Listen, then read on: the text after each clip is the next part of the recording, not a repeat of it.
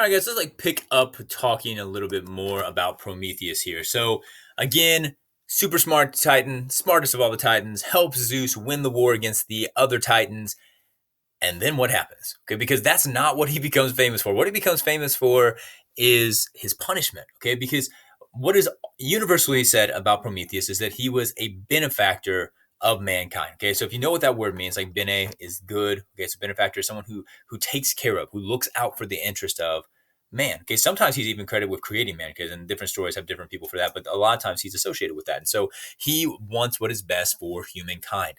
Zeus, however, is really more interested in keeping mankind subjugated, okay? Because if they need him, if they are dependent upon him, then maybe they will worship him out of fear, not out of love, okay? And so that's what he is all about.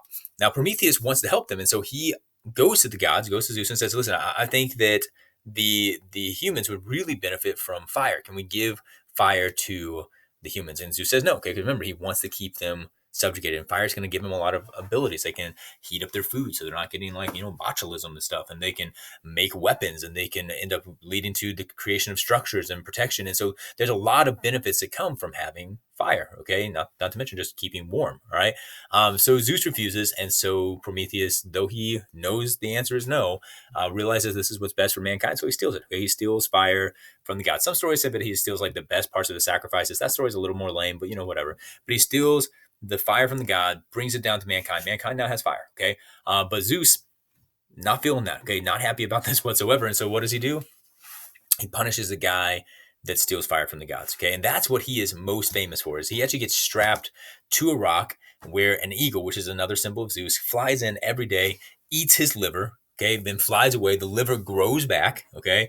And then the next day, the eagle comes back, eats his liver again, flies off, and he is stuck here forever until eventually Hercules does come, release him, rescues him. But he's been stuck to that rock for so long, there's no other real stories about Prometheus after that, because it just destroys his life. So he is always kind of the symbol of self-sacrifice, okay? And so that's what Prometheus is really most known for. Now, he has a brother who is his twin. We assume, I don't know if he's actually a twin or not. Their names rhyme, which makes me think they're probably twins. You have Prometheus, Epimetheus, and they're exact opposites. Okay, so Prometheus, wisest of all the gods.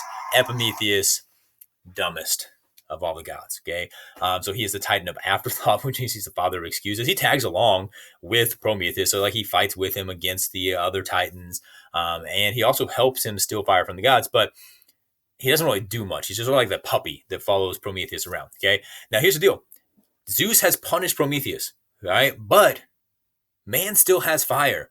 And he wants to punish man now, but he can't do that directly, because remember, he's really more interested in them liking him. Okay, you're going to find out about Zeus pretty quickly. Even though he does this awesome thing with the defeat of Cronus, he's not the most redeemable of characters. Very powerful, very strong, a lot of influence, and a fairly decent leader, but he's super arrogant. Okay, and so he wants them to worship him, so he can't directly attack them.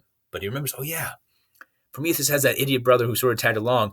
I can use him to indirectly punish mankind. So he goes to Epimetheus and says, "Listen, I'm sorry about the whole strapping your brother to a rock thing. That might have not been the best way to do something. I'm not letting him go or anything, but I'm sorry about that. But I have this idea. To make up for it, I have this beautiful mortal woman named Pandora. Would you like to marry her?" Epimetheus, being the guy that he is, says, "Oh yeah, of course, that's awesome, thank you." And so on the wedding day, he presents Pandora, Zeus that rather, presents Pandora with most of you guys know this, a box, okay, Pandora's box. And he gives her one instruction: don't open it, right? Now, here's the deal. Because she's human, she's curious. Most of us know this story. She can't help herself. She has to open it. Now, what's in the box? All the evil and wickedness and tortures, all the corruption, all the plagues, anything that can destroy mankind comes out of that box. Okay. Now she tries to close it really quickly, and some stories say because she closed it, there was one thing left in the box, and it was hope. Hope was left in the box, which kind of I have mixed feelings about whether or not that's in the original story. Some people think if hope was released into the world, then that gives people the ability to persevere while all this terrible stuff is going. I'm not really sure if that was Zeus's point. And it also seems super selfish because she leaves the hope in the box. So wouldn't it be better if she let it out of the box? But whatever. But that is how then mankind is punished, and it's not Pandora's fault. Okay, it gets blamed actually on Prometheus, or Epimetheus rather, because he should have been controlling his wife. Okay, so that's really how that all comes down. So here we have Epimetheus trying to tag along as they steal fire from the gods, and this is Pandora getting a little curse in the face. All right,